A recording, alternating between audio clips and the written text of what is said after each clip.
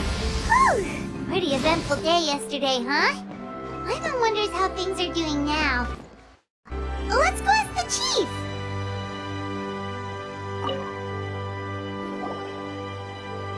Traveler, you've come at just the right time. I have some good news for you. Trinidad's condition is stabilized. He suffered burns on much of his body, but we believe he'll survive. Guess that's the best news we could hope for. Paimon has to ask, is everyone in your tribe such a risk-taker? First Kinich, then Elder Trinidad? Is this the scions of the Canopy's adventurous spirit in action? We're simply not afraid to charge ahead into the unknown. He's fine. Don't worry. He's gone to check on the Mountain King.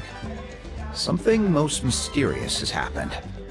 After the incident yesterday, a transparent shell has formed around the Mountain King's body. We don't understand the mechanism behind it, but the shell appears to insulate him against the influence of abyssal power. It is somewhat akin to a scab, in that it stops the abyssal energy within him from bleeding out, while also preventing further abyssal energy from seeping in and infecting him.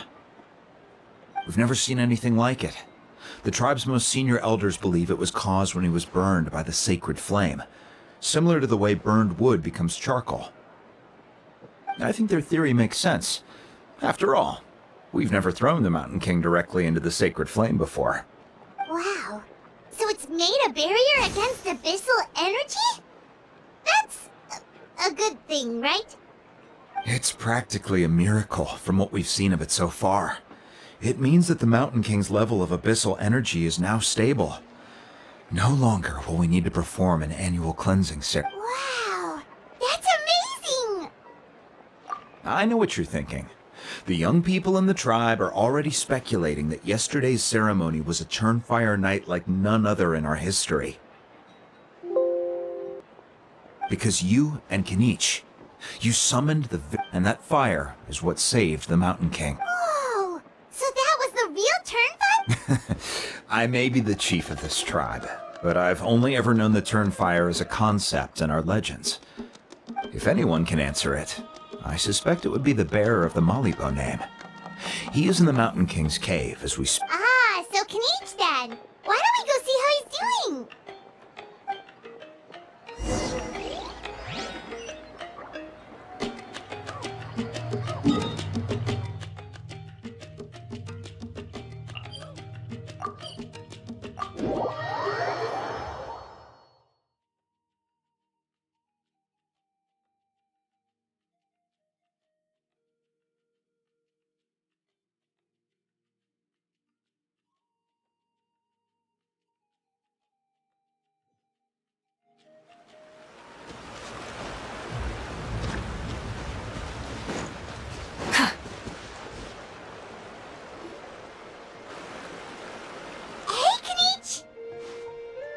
Hey yourselves.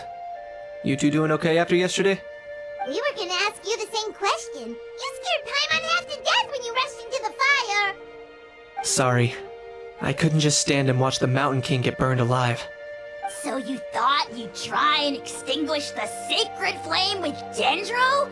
Or is that an attempt to make the almighty Dragon Lord Kahulahow die of laughter?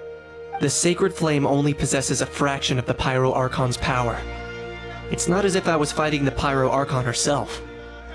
Kinich, when you went into the flames, were you Intending to sacrifice myself? Of course not. My focus was on keeping the Mountain King alive, not on what it would cost. But now I'm curious.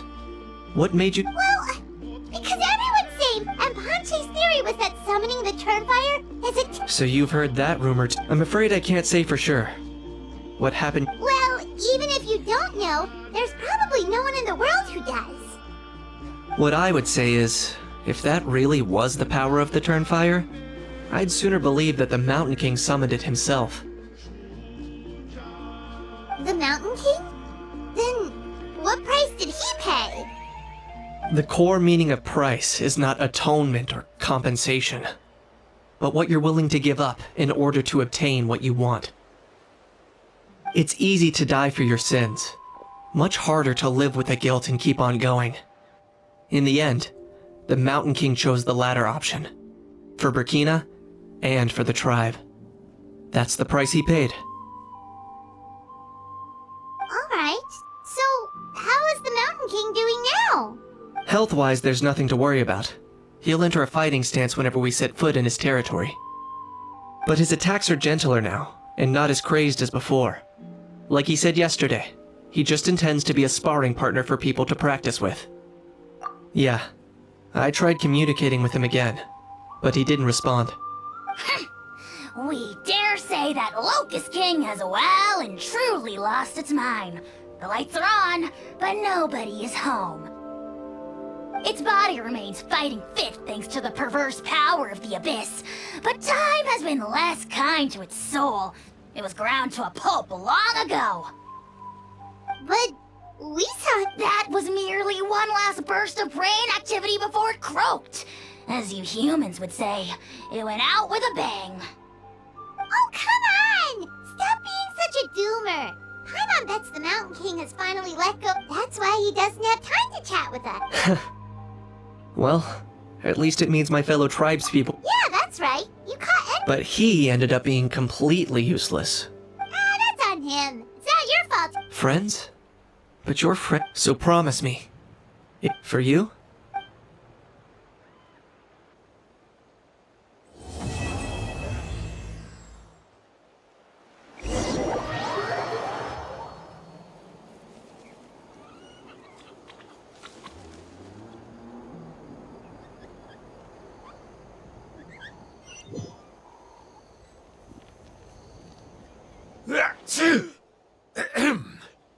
So, Yeah, everyone's happy except me. First, Honey, it'll be okay. Toba, you're my friend, so... Huh? now hold your horses, kiddo. Okay, before you roll your eyes out of your skull, I promise you can trust me. I almost... Alright, I'll just get to the point. Do you know what Uncle Sanka loves? What? Your extreme... Huh? On my first day here, I got hit by someone falling out of the sky. I believe it's a dangerous sport, to be sure, but the courage it took to make the jump in... Oh, such a... Of course. Anyway, the good times didn't last, because I got captured by... In the hands of the enemy, I was scored. Why does Uncle Sanka always have to suffer? But in the end, I made it through, and I left... The moral of the story is to look forward in life, right? Yeah, we've heard that 1,000,000... Very smart. What I'm trying to tell you is that after I reunited with my friend, she's right behind you. Another trick about not turning back?